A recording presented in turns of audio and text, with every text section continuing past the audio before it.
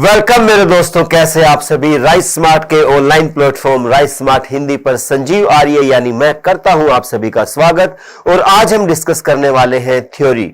जी हां, किस चीज की theory? Theory about commissions and reports.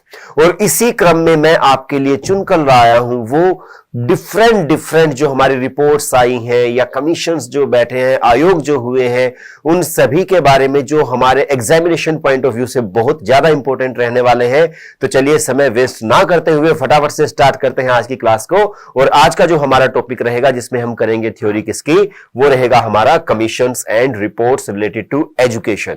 ठीक है, तो जी सबसे पहले जैसा कि आप सभी को पता है, ये होता है थोड़ा सा मेरा परिचय, मेरा नाम क्या है, मेरी क्वालिफिकेशन क्या है, मेरा एक्सपीरियंस क्या है, ऑल अबाउट मी।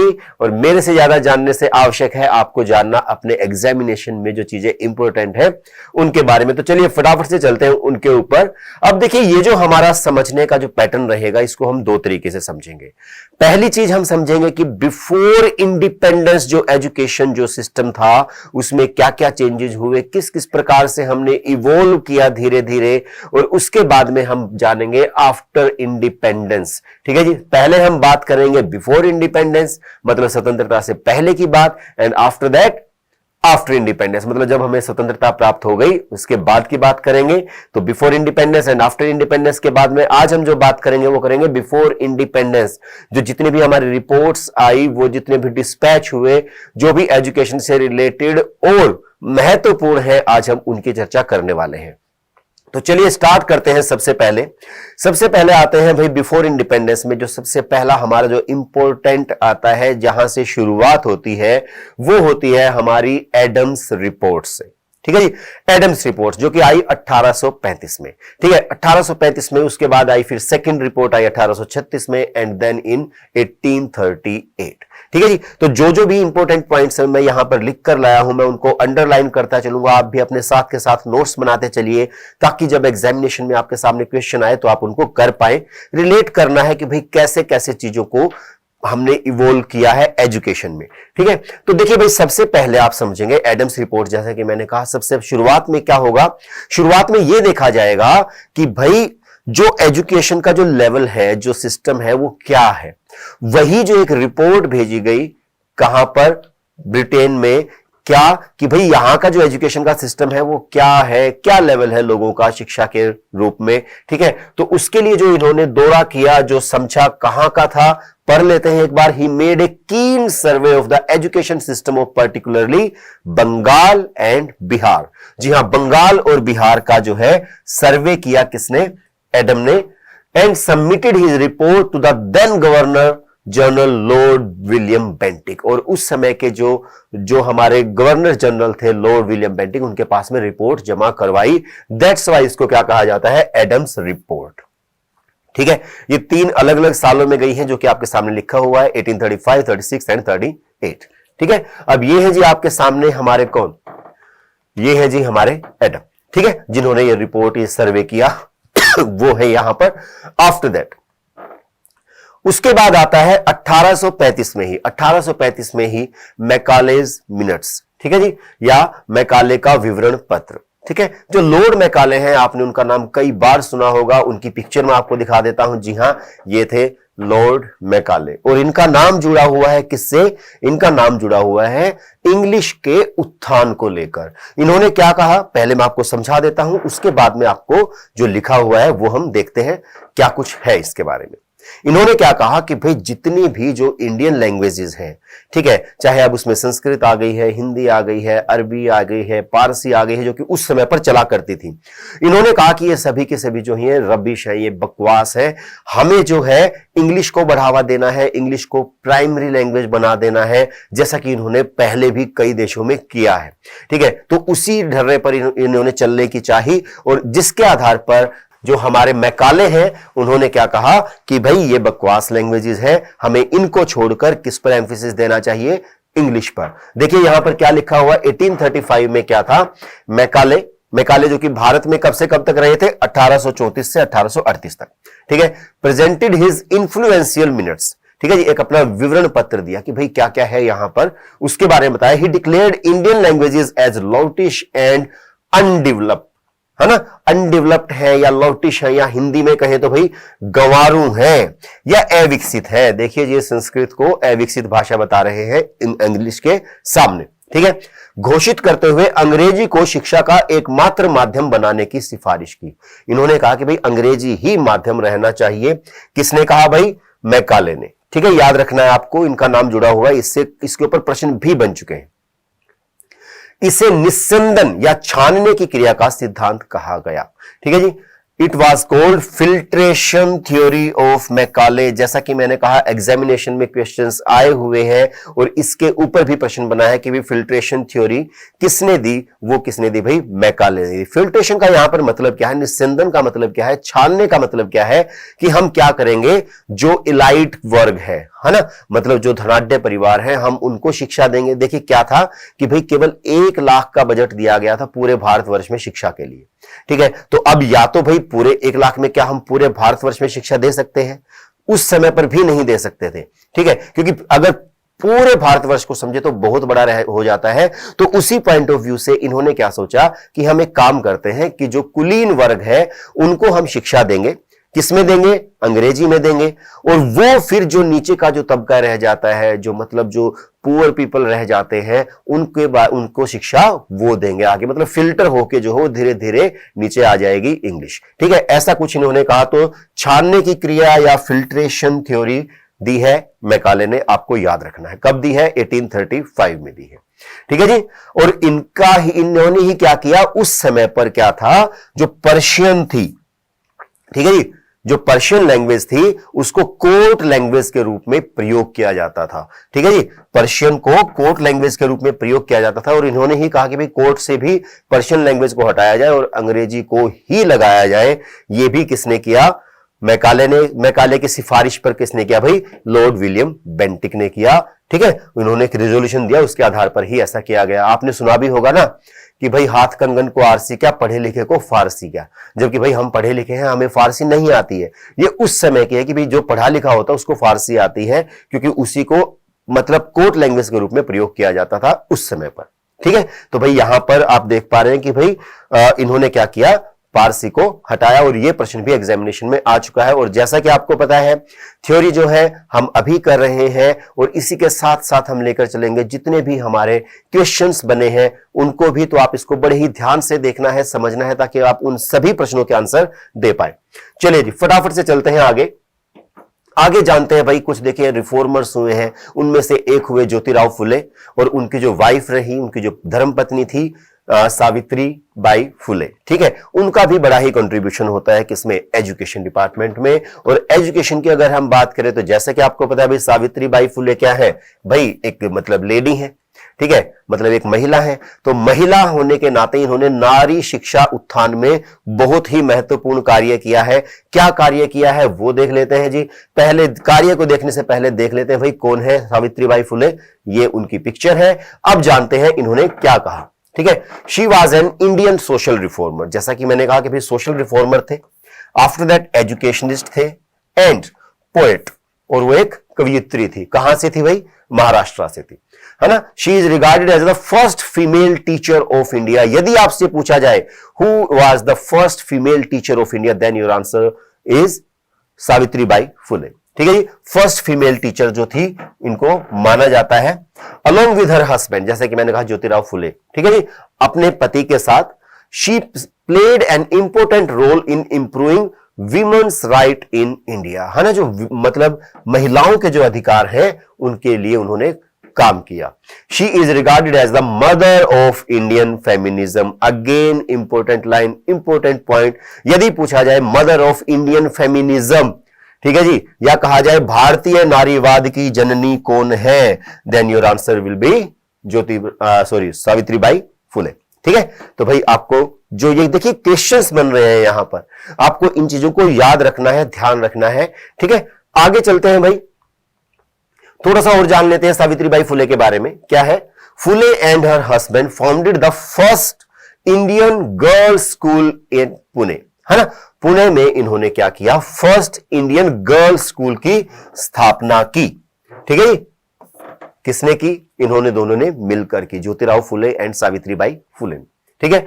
एट भिंडेवाड़ा इन 1848, 1848 में। अगर जगह का नाम भी पूछा जाए तो क्या है भाई, भिंडेवाड़ा में इन्होंने किया, है ना, भिंडेवाड़ा में इन्होंने स्कूल जो है चलाया, किसका, फर्स्ट गर्ल्स स्कूल, ठीक है। She work to abolish the discrimination and unfair treatment of people based on caste and gender, है ना भाई, कास्ट मतलब जाति और लिंग के आधार पर जो भेदभाव होता था, डिस्क्रिमिनेशन होता था, उसको दूर करने के लिए इन्होंने प्रयास किए।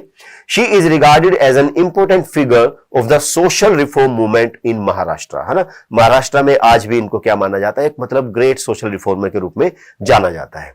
आगे चलते हैं भाई, अब देखते हैं भाई एक डिस्पैच आया, ठीक है, हमने बात की अभी 1848 की, उससे जैसे आगे चलते हैं 1854 में आया वुड्स डिस्पैच, वुड का घोषणा पत्र, ठीक है जी। अब ये है जी वुड्स के डिस्पैच में क्या कुछ है जी 1854 वाले में। Sir Charles Wood was the chairman of British east India companies board of control, ठीक है जी, जो बोर्ड ऑफ कंट्रोल था उसके क्या थे भाई, चेयरमैन थे, ठीक है जी, ठीक है। इसे भारतीय शिक्षा का शिलाधार, जी हां, अगेन इंपॉर्टेंट पॉइंट आया हुआ है एग्जामिनेशन में, क्या, it is considered to be the Magna Carta of education. शिलाधार मतलब यहां से ये जो है नींव का पत्थर माना जाता है कि भाई यहां से जो है इंडियन एजुकेशन सिस्टम जो है स्टार्ट होता है, कुछ ऐसा कहा जाता है इन इंडिया, और the cornerstone of the Indian education system. तो भाई कॉर्नरस्टोन कहें या मैग्ना कार्टा कहें, आपको जाना है किसके ऊपर, वुड्स डिस्पैच के लिए, ठीक है। ये क्या है, बिफोर इंडिपेंडेंस है, आफ्टर इंडिपेंडेंस जो है वो हम करेंगे, फिलहाल आप मैग्ना कार्टा समझेंगे यहां पर वुड्स डिस्पैच, ठीक है। After that it led emphasis on the same education for the whole country and also on moral education. इन्होंने देखिए क्या कहा, पहली बात कही कि भाई सेम एजुकेशन होनी चाहिए, मतलब भारतवर्ष के लिए एक ही प्रकार की शिक्षा पर बल दिया। देखिए ये एक बात किसकी जा रही है, ये इंटीग्रेशन की बात जा रही है ना, कि भाई सबको जो है पूरे इंडिया को एक ही तरीके से हम शिक्षा दे, ठीक है। तो ऐसी कुछ बात कही इन्होंने, और दूसरी बात जो इंपॉर्टेंट बात है वो किसकी कही इन्होंने, नैतिक शिक्षा की बात भी कही, ठीक है। किसने कही, वुड्स डिस्पैच ने, ठीक है। पूरा नाम क्या, सर चार्ल्स वुड, ठीक है। चलिए आगे चलते हैं भाई, ये उनका भाई पिक्चर है जैसा कि आप देख पा रहे हैं, ये है हमारे सर चार्ल्स वुड। आगे चलते हैं, फटाफट से देख लेते हैं इनके बारे में कुछ और। वुड्स डिस्पैच में the aim of education was stated as diffusion of European arts. देखिए आप इस बात को फिर से समझिए, उनका क्या था, ध्येय क्या था, कि हम धीरे धीरे धीरे धीरे इनको काले अंग्रेज बना दें। काले अंग्रेज मतलब कि जो मतलब शक्ल में, देखने में, कॉम्प्लेक्शन में तो इंडियन हो, मतलब ब्राउन कलर के हो, लेकिन इनकी जो सोच हो वो क्या हो जाए, वो क्या हो जाए भाई, अंग्रेजों वाली हो जाए, ठीक है। तो मतलब इन्होंने क्या सोचा कि भाई हम क्या करेंगे, धीरे धीरे जो है डिफ्यूज करेंगे, है ना, डिफ्यूज करेंगे किसको, यूरोपियन आर्ट्स को, है ना, वहां की चीजें यहां पर लाने का प्रयास किया गया, ठीक है। वहां की जो साइंस है ये अच्छी चीज है भाई, वहां की साइंस एंड टेक्नोलॉजी बड़ी एडवांस्ड है, तो वो अच्छी चीज है। वहां की फिलोसफी एंड वहीं का लिटरेचर, ठीक है जी, थ्रू इंग्लिश के माध्यम से हम इन चीजों को क्या करेंगे, डिफ्यूज करेंगे। डिफ्यूज का मतलब क्या होता है, जो चीजें फैल जाती हैं धीरे धीरे, जैसे पानी के गिलास में जब हम एक इंक की ड्रॉप डालते हैं वो डिफ्यूज होती है ना, फैल जाती है, जैसे कि आपने देखा होगा कि डिस्प्रिन की गोली जैसे फैलती है, उसको डिफ्यूजन बोलते हैं, ठीक है। तो भाई इस तरीके से हम डालेंगे और वो डिफ्यूज हो जाएगी, सारे में फैल जाएगी, कुछ इस तरीके से इन्होंने सोचा।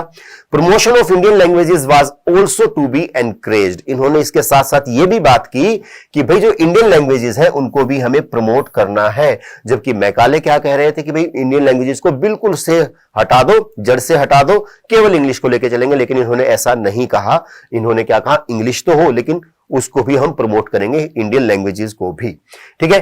Creation of A class of public servants, इन्होंने कहा कि हम क्या करेंगे, जो पब्लिक सर्वेंट्स हैं उनकी एक क्लास बनाएंगे, ठीक है जी। मतलब जैसे यूपीएससी होता है ना, उस तरीके से हम क्या करेंगे भाई, पब्लिक सर्वेंट्स बनाएंगे, कहां से, इंडिया से ही बनाएंगे, ठीक है। तो creation of A class of public servants की इन्होंने बात की। वाज द इंपॉर्टेंट ऑब्जेक्टिव, कि भाई हम क्यों सिखा रहे हैं चीजों को, ये जो दिखा रहे हैं ना भाई यूरोपियन आर्ट, साइंस, फिलोसफी, ये उनको सिखाया जाए ताकि वो फिर आगे फिल्टर होके और लोगों तक पहुंच सके, ठीक है। Important objective, for this purpose expansion of mass education was given priority. इस उद्देश्य को जन शिक्षा के विस्तार, इस उद्देश्य के लिए जन शिक्षा के विस्तार को प्राथमिकता दी गई। ठीक है जी, कि भाई सभी लोगों को हम पढ़ाएं। ठीक है, उसी के द्वारा क्या होगा, डिफ्यूजन हो पाएगा, सभी तक जो हमारे जो विचार है वो पहुंच पाएंगे। कुछ ऐसा सोचना था किसका, वुड्स डिस्पैच का, सर चार्ल्स वुड का। ठीक है, आगे चलते हैं भाई फटाफट से। और क्या कहा इन्होंने, फॉर हायर एजुकेशन, उच्च शिक्षा के लिए उन्होंने क्या किया, a scheme to establish universities was formulated. ठीक है जी, इन्होंने कहा कि भाई हायर एजुकेशन के लिए यूनिवर्सिटीज की स्थापना की जानी चाहिए, कुछ ऐसा भी कहा। ठीक है, क्योंकि भाई देखिए अब पब्लिक सर्वेंट्स चाहिए तो मतलब क्या, हायर एजुकेशन देनी पड़ेगी, हायर एजुकेशन देनी पड़ेगी, इट मींस यूनिवर्सिटीज को डेवलप करना पड़ेगा। ठीक है, तो ऐसा कुछ अगर ये इनमें से कुछ भी चीज आती है तो आप किसके साथ जाएंगे, सर चार्ल्स वुड के साथ। ठीक है, उसके बाद this led to the establishment of the first 3 universities in 1857। जी हां, 1857 की क्रांति आपको याद होगी। 1857 में एक क्रांति वो हुई थी और एक क्रांति यहां पर भी हुई थी कि 3 यूनिवर्सिटीज को एस्टेब्लिश किया गया था। कहां कहां पर, कैलकाटा, बॉम्बे एंड मद्रास, जिसको आज चेन्नई के नाम से जानते हैं। इन 3 बड़े शहरों में 3 यूनिवर्सिटीज बनाई गई थी for the very first time in India. ठीक है, वेरी फर्स्ट टाइम तो नहीं कहेंगे, हालांकि तक्षशिला भी हमारी ही यूनिवर्सिटी थी, नालंदा भी हमारी ही यूनिवर्सिटी थी, लेकिन अंग्रेजी काल में अगर बात करें तो भाई अंग्रेजों ने ये 3 यूनिवर्सिटीज बनाई सबसे पहले। ठीक है, 1857 में, याद रखेंगे क्रांति से, शिक्षा में क्रांति हो रही थी, एक वहां पर भी एक युद्ध लड़ा जा रहा था। ठीक है, स्वतंत्रता संग्राम, पहला स्वतंत्रता संग्राम जिसको कहा जाता है, जहां तक मुझे हिस्ट्री का ज्ञान है वहां की बात कर रहा हूं बस। ठीक है, चलिए आगे देखते हैं भाई और क्या था वुड्स डिस्पैच के कारण से। डिस्पैच ने प्राथमिक विद्यालयों, उच्च विद्यालयों, इंटरमीडिएट कॉलेजों और विश्वविद्यालय आदि जैसे ग्रेडेड स्कूलों का नेटवर्क स्थापित किया। ठीक है जी, देखिए भाई हायर एजुकेशन में जब के लिए हमने यूनिवर्सिटी तो बना दी, लेकिन हायर एजुकेशन में जाने से पहले भाई स्कूल्स तो आएंगे, कॉलेजेस तो आएंगे ना। ठीक है, तो उसके लिए भी इन्होंने काम किया। स्कूलों को वित्तीय सहायता के लिए अनुदान प्रणाली, जी हां, ग्रांट इन एड सिस्टम भी इन्होंने चलाया। जी यहां पर है, ग्रांट इन एड सिस्टम इन्होंने किया कि भाई अनुदान दिया जाए, ग्रांट्स दी जाए। महिला शिक्षा के प्रावधान, है ना, महिला शिक्षा की बात इन्होंने की। आफ्टर दैट शिक्षकों के लिए प्रशिक्षण, याद रखेंगे आपके लिए इंपॉर्टेंट है, because you are going to be a शिक्षक और टीचर, है ना। तो भाई इन्होंने किसकी बात की, शिक्षकों के लिए प्रशिक्षण की बात की। और व्यावसायिक विकास, चिकित्सा की स्थापना, लोगों की व्यावसायिक दक्षता विकसित करने के लिए इंजीनियरिंग, कानून और व्यावसायिक शिक्षा के अन्य संस्थान स्थापित किए। दैट्स वाई, देखिए इतना सारा काम किया, दैट्स वाई क्या कहा जाता है, मैग्ना कार्टा कहा जाता है। ठीक है, देखा था ना हमने पहली स्लाइड में। देखिए यहां पर क्या था, ये रहा यहां पर, बिल्कुल ये रहा मैग्ना कार्टा। इतने सारे काम किए, दैट्स वाई इसको क्या कहा जाता है, मैग्ना कार्टा कहा जाता है, शिलाधार कहा जाता है। ठीक है, तो चलिए भाई अब आगे चलते हैं फटाफट से वुड्स डिस्पैच से, ये हमारा हो चुका है। ठीक है, उसके बाद में चलते हैं भाई और क्या कुछ हुआ। अब आती है लॉर्ड स्टैनलेस डिस्पैच, और इसको मैंने स्लाइड में क्यों लिया है, क्योंकि it gave suggestions for teacher education. अगर पूछा जाए कि भाई टीचर एजुकेशन से रिलेटेड कौन सा है, तो आपका आंसर में यदि लॉर्ड स्टैनलेस डिस्पैच है, then it will be going to the right one. ठीक है जी, 1859 में आया। ठीक है, मतलब 1857 के 2 साल के बाद में इन्होंने कहा कि भाई टीचर एजुकेशन भी आवश्यक है। पहले क्या होता था कि भाई जो थोड़ा पढ़ा लिखा सा है उसको टीचर बना दिया जाता था, लेकिन अब जैसे है कि भाई टीचर एजुकेशन होती है, आपने भी कोई ना कोई कोर्स तो किया है ना। ठीक है, तो उन कोर्सेज की यहां पर बात की गई। ठीक है, आगे चलते हैं भाई फटाफट से, और क्या है। फिर आता है इंडियन एजुकेशन कमीशन और हंटर कमीशन। जी हां, बहुत इंपॉर्टेंट है।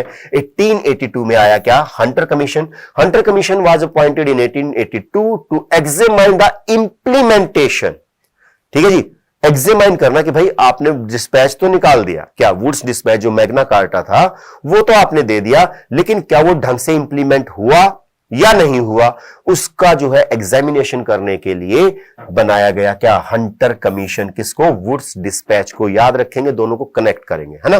वुड मतलब जंगल और हंटर मतलब शिकारी। ठीक है, शिकारी जो हो जंगल में जा रहा है देखने के लिए। ठीक है, its objective was to give suggestions and to improve the primary education system. अब यहां पर क्या पाया गया कि भाई जो प्राइमरी एजुकेशन सिस्टम है ना, उसके अंदर बहुत सारे लैकुना है। ठीक है, तो उनको दूर करने के लिए इसने काम किया। It further suggested the idea of vocationalisation, vocationalisation की भी बात की, of education, but this idea was totally ignored. इस आइडिया को, वोकेशनलाइजेशन को क्या किया गया, इग्नोर कर दिया गया। ठीक है, आगे चलते हैं भाई फटाफट से। उसके बाद आता है 1902। 1902 मतलब 1902 में आता है हमारा यूनिवर्सिटीज कमीशन, है ना। 1857 में क्या था, यूनिवर्सिटीज बनी थी, उसके ठीक 50 साल के बाद 1902 में क्या आता है, यूनिवर्सिटीज कमीशन आता है। Secondary schools were brought under the control of universities. जी हां, जो सेकेंडरी स्कूल्स है ना, मतलब आपने सुना होगा कि पहले जो है 11th 12th जो होती थी वो भी क्या है, कॉलेजेस में होती थी। ठीक है, तो वो क्या था, यूनिवर्सिटीज के कंट्रोल में लाया गया। ठीक है, under the Indian universities act of 1904। ठीक है, 1902 में आता है यूनिवर्सिटीज कमीशन, और क्या है, इंडियन यूनिवर्सिटीज एक्ट जो है वो आता है 1904 में। आपको कंफ्यूजन में नहीं आना है। Schools had to be recognised by the universities.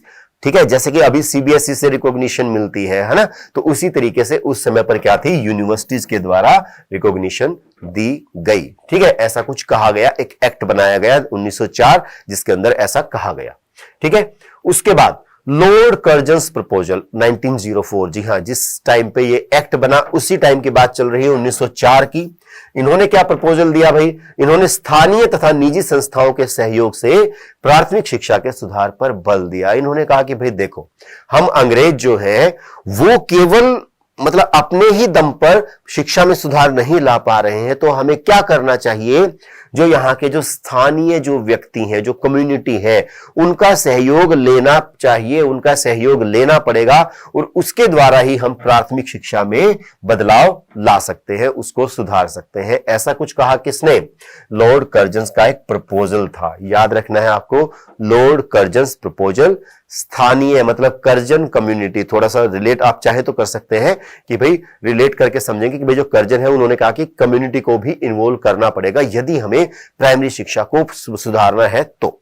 ठीक है, आगे चलते हैं भाई, क्या है, the government of India resolution 1913। 1913 में क्या आता है, एक रिजोल्यूशन आता है गवर्नमेंट ऑफ इंडिया रिजोल्यूशन के नाम से। Indian national leaders wanted to bring a resolution before the government of India to provide free and compulsory education। जी हां, बात किसकी चल रही है, आरटीई 2009 की। मतलब ये बातें उस समय से चलती आ रही हैं, और आरटीई 2009 में आकर हमारा एक क्या बना है, ठीक है, मतलब एक एक्ट बना है जिसके आधार पर अब हम ये बातें कर रहे हैं। लेकिन देखिए कितने पुराने से, 1913 से लगभग, मतलब कितने पुराने से ये चीजें चलती आ रही हैं, 100 साल पुरानी। ठीक है, free and compulsory primary education होनी चाहिए। ठीक है, याद रखेंगे आप। ठीक है, फ्री एंड कंपल्सरी होनी चाहिए, कौन सी, प्राइमरी एजुकेशन, ऐसा कुछ कहा गया। In this context, government agreed with the resolution and made a resolution on 21st Feb 1913 encouraging private voluntary enrollments। ठीक है जी, कि भाई अगर ऐसा है तो भाई प्राइवेट वॉलंटरी आप एनरोलमेंट करवा सकते हैं, इनरोलमेंट करवा सकते हैं।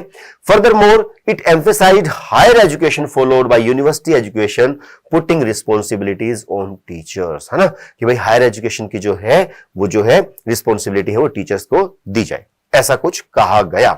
ठीक है, आफ्टर दैट बात करते हैं सैडलर कमीशन की। सैडलर कमीशन, देखिए इसमें जो चीजें हैं वो समझने की नहीं है, इसमें चीजें जो है वो रटने की ज्यादा है, याद रखने की चीजें ज्यादा है कि भाई कौन सा कमीशन किससे रिलेटेड है। अब बात करते हैं 1917 की सैडलर कमीशन की, और यदि आप कहेंगे कि भाई इनकी कुछ ट्रिक बनाइए या किस तरीके से इनको याद करें, अगर ऐसा है तो वो भी आप बता देना, वो भी हम करा सकते हैं, कोई इशू नहीं है। लेकिन फिलहाल हम एक ओवरव्यू ले लेते हैं कि भाई कैसे कैसे चीजें जो है उनमें बदलाव आया है in the field of education. ठीक है, it suggested bifurcation of higher education at the intermediate examination. इन्होंने मैट्रिक परीक्षा के बजाय इंटरमीडिएट परीक्षा में उच्च शिक्षा के विभाजन का सुझाव दिया। ठीक है जी, कि भाई जो उच्च शिक्षा है उसका क्या करना चाहिए, हमें बाइफर्केशन कर देना चाहिए, विभाजन कर देना चाहिए, और इंटरमीडिएट कॉलेजों के निर्माण का सुझाव दिया। ठीक है जी, कि भाई इंटरमीडिएट कॉलेजेस भी बनाए जाने चाहिए जो कला, विज्ञान, चिकित्सा, इंजीनियरिंग, शिक्षक आदि में शिक्षा प्रदान करेंगे। ठीक है, तो मतलब बाइफर्केट करना कि भाई अलग अलग जो है हमें ये चीजें बनानी चाहिए, जैसा कि आजकल होता भी है। ठीक है जी, किस किस में करेंगे बाइफर्केट, भाई आर्ट्स में, साइंस में, मेडिसिन में, इंजीनियरिंग में, टीचिंग में, है ना, मतलब अलग अलग उसमें हमें इनको बाइफर्केट कर देना चाहिए, इनका विभाजन कर देना चाहिए, कुछ ऐसा कहा गया किसमें, सैडलर कमीशन 1917। ठीक है, आगे चलते हैं भाई फटाफट से। अब आते हैं भाई, बड़े ही इंपॉर्टेंट व्यक्ति हैं ये, ठीक है, इनको मूछली मां के नाम से जाना जाता है, जिनका नाम है गिजुभाई बधेका। ठीक है जी, गिजुभाई बधेका कहां से थे? गुजरात से थे। ठीक है, तो भाई इन्होंने क्या किया, इन्होंने जो मोंटेसरी पद्धति है उसकी बात की। पहले इनकी पिक्चर देख लेते हैं, बड़े ही इंटरेस्टिंग व्यक्ति रहे हैं। ठीक है, ये है हमारे गिजुभाई बधेका। ठीक है, अब इन्होंने क्या किया, मोंटेसरी मतलब जो कि मतलब उस समय पर देखिए वहां पर जो था मोंटेसरी जो सिस्टम था वो चरम पर चल रहा था, तो इन्होंने सोचा कि भाई हम भी क्या करेंगे, इंडिया में इसको अप्लाई करके देखते हैं। He was an educator who contributed to introduce Montessori education methods. जी हां, मोंटेसरी का नाम आता है अगर इंडिया में तो वो को किसने इंट्रोड्यूस किया, वो किया गिजुभाई बधेका ने। ठीक है, ही रिफर्ड एज मूछली मां, इनको मूछली मां कहा जाता था क्योंकि छोटे बच्चों से डील करते थे और छोटे बच्चे किससे सबसे अधिक प्यार करते हैं? अपनी मां से। लेकिन देखिए यहां पर क्या है, इनकी बड़ी बड़ी मूछें हैं, तो दैट्स व्हाई इनको मूछली मां कहा जाता था। ठीक है, he is the most outstanding personality in the field of pre primary education. जी हां, हमारा जो मोंटेसरी मेथड है वो किसके लिए ज्यादा एप्लीकेबल है? प्री प्राइमरी एजुकेशन के लिए, है ना, मतलब ईसीसी जिसको आज बोल दिया जाता है, early childhood care and education. ठीक है, वहां की इन्होंने बात की इन 1920। ठीक है, 1920 में इन्होंने क्या किया, बाल मंदिर स्थापित किए। बधेका फाउंडेड बाल मंदिर। इंपॉर्टेंट पॉइंट है, बाल मंदिर को किसने स्थापित किया? गिजुभाई बधेका। कब किया? 1920 में किया। प्री प्राइमरी स्कूल जो उन्होंने बनाए। He published a number of works in the field of education including Diva Swapna. जी हां, जो दिवा स्वप्न है इस ये इनके एक मतलब एक जो है रचना है। ठीक है, किसकी? गिजुभाई बधेका की। इसके ऊपर भी प्रश्न बन चुका है कि भाई ये किसकी रचना है, गिजुभाई बधेका की, आपको याद रखना है। ठीक है, चलिए जी, अब जो इनकी जो फिलोसफी थी उसके बारे में जान लेते हैं कि भाई जो गिजुभाई बधेका है वो क्या कहते थे, उनकी सोच क्या थी। ठीक है, वो देख लेते हैं। क्या कहते हैं? Heaven is in the happiness of children. वो क्या मानते थे कि भाई जो बच्चों की जो हैप्पीनेस है उसी में क्या है? हेवन है। और किसमें हेवन है? Heaven is in the health of children. यदि बच्चा स्वस्थ है तो वही हेवन है। Heaven is in the pleasure of children, मतलब बच्चों की खुशी में ही स्वर्ग है। Heaven is in the playful innocent of child, है ना, मतलब देखिए बच्चे कितने मासूम होते हैं, इनोसेंट होते हैं, खेलते हैं, जब उनको देखना वो असल में हेवन है अकॉर्डिंग टू गिजुभाई बधेका। ये इनकी क्या है? फिलोसफी है। After that heaven is in the songs and playful humming of child. जब बच्चे गाते हैं, है ना, देखा होगा राइम्स वगैरह गाते रहते हैं, घूमते फिरते रहते हैं, वो हेवन है इनके according. Songs and playful Hummings की बात करी है इन्होंने। तो भाई आपको याद रखना है कि ये बात करते हैं, कहीं ना कहीं आपको जोड़ना किससे? हेवन से। वो स्वर्ग मानते थे कि भाई यदि ऐसी चीजें हैं तो असल में स्वर्ग यही है, मतलब ये बच्चों से इतना अधिक प्यार करते थे।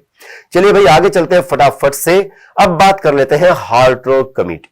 ठीक है, हार्ट रॉक कमेटी। अब आपको पता है कि भाई यहां पर जो है 20s में जो है वो गांधी जी आ चुके हैं। ठीक है, इंडिया में। ठीक है, it recommended that a large number of students intending to follow certain vocation should stop at middle school stage and there should be more diversified curricula in the schools. इनका जो कंट्रीब्यूशन, जो main contribution, देखिए मैं केवल main जो मुख्य points हैं मैं उनको ही उठाकर लाया हूं। मेन जो हमारे रिपोर्ट्स हैं, डिस्पैचेज हैं, हम केवल उन्हीं की बात कर रहे हैं। तो भाई यहां पर जो एक मेन पॉइंट बनता है वो क्या बन रहा है? अधिक विविध पाठ्यक्रम होने चाहिए, मोर डाइवर्स करिकुला होना चाहिए। सबको एक ही चीज नहीं पढ़ानी है, हमें बच्चों के इंटरेस्ट के अकॉर्डिंग, उनकी नीड्स के अकॉर्डिंग, सोसाइटी की नीड्स के अकॉर्डिंग, कंट्री की नीड के अकॉर्डिंग हमें उनको अलग अलग चीजों को पढ़ाना चाहिए। कुछ ऐसा कहा किसने? हार्ट रॉक कमेटी ने। ठीक है, 1929 इनके जो ईयर है वो भी आपको याद रखने हैं। ठीक है, आगे चलते हैं, फटाफट से देखते हैं भाई क्या आता है। The Sapru committee 1934। ठीक है जी, 1934 1934 में क्या आती है? Sapru committee appointed to inquire into the causes of unemployment. अब देखिए काफी टाइम हो गया है, वोकेशनल ट्रेनिंग दी जा रही है, वोकेशनल ट्रेनिंग दी जा रही है, लेकिन फिर भी अनएम्प्लॉयमेंट है। आप आज भी देखिए क्या है भाई, पढ़ा लिखा होने के बाद भी अनएम्प्लॉयमेंट है। तो यहां पर क्या कहा कि भाई उन्होंने कहा कि भाई जिससे इसके कोजेस है, जो इसके कारण है उसकी जांच करो कि भाई ऐसा क्यों है और कहां पर किया गया। यूपी में किया गया, उत्तर प्रदेश में। The committee suggested diversified vocational courses. इन्होंने भी ये कहा कि भाई सबको एक जैसी चीजें मत करवाओ, डाइवर्सिफाइड वोकेशनल कोर्सेज करवाए। ठीक है, इससे पहले भी यही था, अभी भी यही बात कर रहे हैं। सप्रू कमेटी ने भी इस चीज को माना कि भाई डाइवर्सिफाइड कोर्सेज, वोकेशनल कोर्सेज करवाने चाहिए, अलग अलग वोकेशन के हिसाब से हमें ट्रेनिंग देनी चाहिए लोगों को। ठीक है, आगे चलते हैं फटाफट से। 1937 आ जाता है जी। 1937 में क्या आता है? The Abbott Wood report in order to meet the problem of unemployment. देखिए अब बात चल पड़ी है अनएम्प्लॉयमेंट की। ठीक है, तो भाई अनएम्प्लॉयमेंट से जूझने के लिए इन्होंने क्या कहा कि भाई क्या होना चाहिए? पॉलीटेक्निक होना चाहिए। याद रखना है आपको, Abbott would stands for polytechnic, है ना। आज भी हमारे यहाँ पे पॉलिटेक्निक्स होते हैं ना, तो ये वहां का एक सजेशन था कि भाई हमें पॉलिटेक्निक को चलाना चाहिए। और ये सजेशन किस रिपोर्ट में आया? 1937 में एबॉट वुड रिपोर्ट में आया, याद रखेंगे आप। उसके बाद भाई आगे चलते हैं फटाफट से। अब 1937 में ही जिस समय पर बात चल रही है एबॉट वुड रिपोर्ट की, देखिए अब यहां पर भी आप रिलेट कर सकते हैं। देखिए आपको याद रहेगा कि भाई बेसिक एजुकेशन जो सिस्टम था, ठीक है, जो कि दिया गया था गांधी जी के द्वारा, है ना, महात्मा गांधी जी ने जो दिया था, वो भी क्या बात कर रहे थे भाई? वोकेशनल की भाई चरखा वगैरह जो है, या फिर कैंडल वगैरह जो है, टॉयज वगैरह जो है ना, मतलब उसी टाइम पे जब आप पढ़ रहे हैं उसी टाइम पे आप अर्निंग भी करें, कुछ ऐसी बात कही। मतलब बचपन से ही हमें क्या है, वोकेशनल कोर्सेज में डालना चाहिए बच्चों को, ऐसा कहा था बेसिक एजुकेशन में गांधी जी ने। और उसी से आप रिलेट करेंगे 1937 में ही एबॉट वुड रिपोर्ट में भी कुछ ऐसी ही बात कही गई थी, डाइवर्सिफाइड, ठीक है जी, कोर्सेज की, वोकेशनल कोर्सेज की। ठीक है, popularly known as the Wardha scheme, है ना। वर्धा क्या है? एक जगह का नाम है, तो इसलिए वहां की जगह के नाम से इसको वर्धा स्कीम के नाम से भी जाना जाता है। और basic education, it was propounded by Mahatma Gandhi. Gandhi ji ने इसको भाई मतलब इसको प्रोपाउंड किया। He laid emphasis on free education for 7 to 14 year. देखिए हम आज भी हम बात किसकी करते हैं? ठीक है, 6 से 14 वर्ष तक की, है ना, आरटीई एक्ट में। तो इन्होंने क्या कहा? 7 से 14 वर्ष तक क्या होनी चाहिए? फ्री एजुकेशन होनी चाहिए। यूज ऑफ मदर टंग, यहां से बात चलती है यूज ऑफ मदर टंग की भाई जो मदर टंग जो है, जो हमारी मातृभाषा है, उसका प्रयोग करना चाहिए। अगेन मैं जैसा कि अभी थोड़ी देर पहले कह रहा था वही चीजें, हैंडीक्राफ्ट्स की बात की इन्होंने। और any other productive work and earning while learning, इन्होंने बात की किसकी? अर्निंग वाइल लर्निंग की। ठीक है, देखिए इस चीज को भी थोड़ा समझ लेते हैं कि ये चीजें आई कहां से। एक्चुअली हुआ क्या कि भाई जो हमारा जो एजुकेशन सिस्टम था उसमें जो टीचर्स थे वो क्या, मतलब उनको जो सैलरी थी भाई, सैलरी कहां से आएगी? सरकार देगी। सरकार कौन? अंग्रेज सरकार। तो वहां पे सैलरी में बड़ी प्रॉब्लम होती थी। तो इन्होंने क्या कहा कि हम क्या करते हैं, बच्चों से कुछ प्रोडक्टिव काम करवाते हैं, और जो प्रोडक्शन से जो भी रेवेन्यू आएगा उसी से हम सैलरी देंगे किसकी? टीचर की। तो मतलब एक जो है एक सिस्टम इन्होंने बनाने की कही कि हम कुछ ऐसा करेंगे, अर्निंग वाइल लर्निंग, है ना, जिस समय पर हम लर्न कर रहे हैं उसी टाइम पर हम अर्न भी करें, कुछ ऐसा कहा। Doctor Zakir Hussain was the chairman of the committee. ये भी आपको याद रखना है, ये जो है बेसिक एजुकेशन के जो चेयरमैन थे वो कौन थे? डॉक्टर जाकिर हुसैन। ठीक है, चलिए भाई फटाफट से आगे देख लेते हैं जल्दी से। अब देखिए भाई ये बड़ी ही इंटरेस्टिंग है, सार्जेंट रिपोर्ट। ठीक है जी, सार्जेंट रिपोर्ट कब आई? 1944 में आई। ठीक है, अब आपको पता है जी ये जो समय था ये कब का था? ये समय था कहां का? जब द्वितीय विश्व युद्ध चल रहा था, सेकेंड वर्ल्ड वॉर चल रही थी।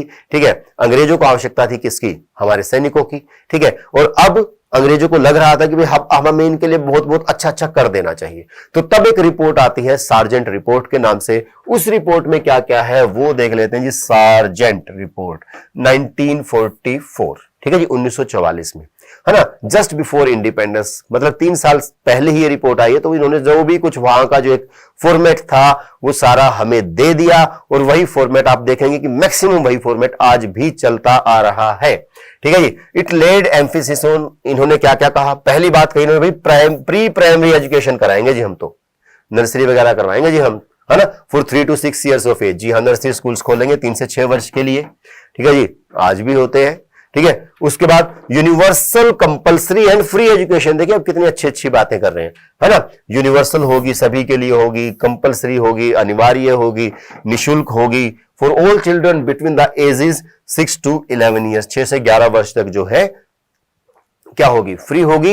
एंड 11 to 14 सीनियर बेसिक के लिए, है ना, जूनियर बेसिक, सीनियर बेसिक। अब आप देखिए आज भी जो है आरटीई में क्या है? 6 to 14 ही है ना।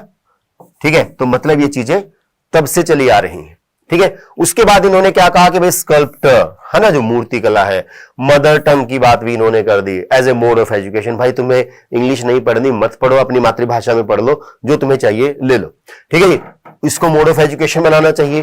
3 years degree courses in university education, आपने भी 3 इयर्स का डिग्री कोर्स किया होगा है ना भाई। जो बीए होती है या बीएससी होती है वो कितने साल का, 3 साल का होता है। तो इन्होंने भी यही कहा कि भाई कॉलेज में, यूनिवर्सिटी में क्या होना चाहिए, 3 ईयर का डिग्री कोर्स होना चाहिए। बिल्कुल सही बात है भाई, जो बैचलर डिग्री होती है 3 साल की होती है। इन्होंने बात की अडल्ट एजुकेशन की, ठीक है जी, मतलब जो वयस्क शिक्षा है उसकी भी बात की कि भाई जो ये बड़े हो गए हैं, पढ़े लिखे नहीं है, इनको भी पढ़ाया जाए। टीचर एजुकेशन की बात भी की कि भाई टीचर एजुकेशन भी होनी चाहिए, ठीक है। मतलब अब जो है वो सब कुछ अच्छा जो भी है वो सब कुछ इन्होंने अपनी तरफ से दे दिया कि हम सब कुछ बढ़िया कर देंगे आपके लिए, ठीक है। क्योंकि ईयर आ गया था 1944, ठीक है। थोड़ा सा रिलेट कर लेंगे सार्जेंट रिपोर्ट की, ठीक है। तो जी आज जो था हमने पढ़ा किसके बारे में, बिफोर इंडिपेंडेंस के बारे में। नेक्स्ट जो कक्षा होने वाली है उसमें हम पढ़ेंगे आफ्टर इंडिपेंडेंस के बारे में। जो भी आपके लिए इंपॉर्टेंट है वो सभी कुछ मैं आपके लिए लाने वाला हूं।